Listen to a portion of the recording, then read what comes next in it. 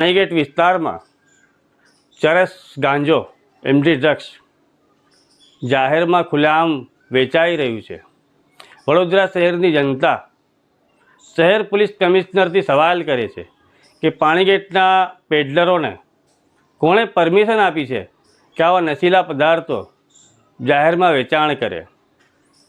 Panigate police station હદ વિસ્તારમાં આવતું મધ્ય ગુજરાત વીજ કંપની લિમિટેડ જીબીની ઓફિસ પાસે આવા નશીલા પદાર્થ ચરસ ગાંજો એમડી ડ્રગ્સ જાહેરમાં વેચાઈ રહ્યા છે। પાણીગેટ પોલીસ ઇન્સ્પેક્ટરશ્રીને શું આની જાણ નથી કે પછી ઉપર લેવલના અધિકારી સુધી પેડલરોની સાંઠગાંઠ છે?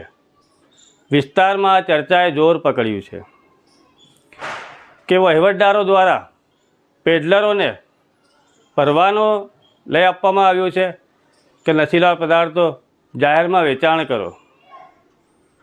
14 વર્ષની વયના બાળકોને ચરસ ગાંજો એમડી ડ્રગ્સ ક્યાં મળે છે એની જાણ થઈ જાય છે તો પછી પોલીસના અધિકારીઓને ચરસ ગાંજો ક્યાં મળે છે એની ખબર કેમ નથી પડતી?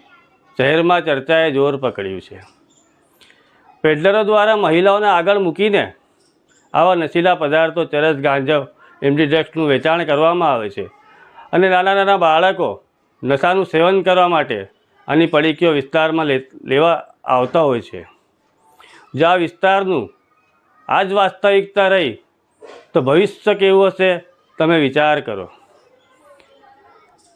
સાફ સુથરી છબી ધરાવતા ઝોન 3ના ડીસીપી નીલા પાટીલથી હું વિડીયોના માધ્યમથી પૂછવા માંગીશ કે પાણીગેટ વિસ્તારમાં આવા નશીલા પદાર્થો વેચાણ કરવા માટે કોણે પરવાનગી આપી છે? ટૂંક સમયમાં વિડીયોના માધ્યમથી અમે પાણીગેટ વિસ્તારમાં દારૂના વેપલા ચાલતા, જુગારના અડ્ડાઓ ચાલતા અને આંકડાઓ મટકાઓ ક્યાં લેવાય છે એની જાહેરમાં અમે ખબર પ્રકાશિત કરીશું।